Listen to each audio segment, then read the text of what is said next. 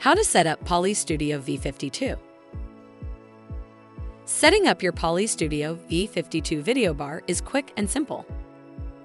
The Poly Studio V52 comes with the Poly Studio V52 video bar, USB-C to USB-C cable, AC power adapter, power cord specific to your region, LAN cable, HDMI cable, and display clamp mounting kit. All other mounting options are sold separately. You can use your Poly Studio V52 as an external video and audio device for your computer, whether that is a personal notebook or PC-based room system.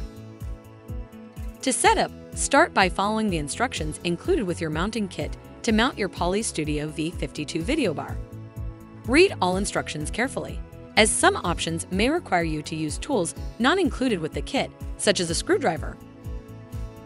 Then, plug one end of the USB-C to USB-C cable into your Poly Studio V52. Plug the other end into your computer, following the instructions for your computer to determine the correct port.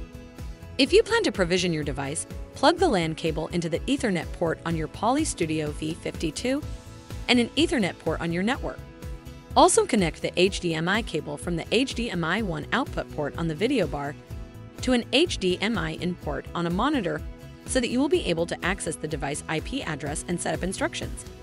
Finally, plug in the AC power adapter.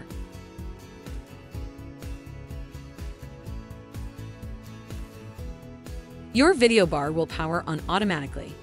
This process takes 2 minutes and 30 seconds. At this stage, your Poly Studio V52 will be functional.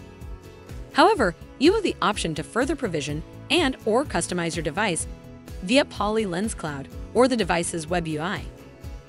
You also have the option to use the Poly Lens Room app if your device is connected to a PC-based room system. Now that setup is complete, enjoy your Poly Studio V52 video bar.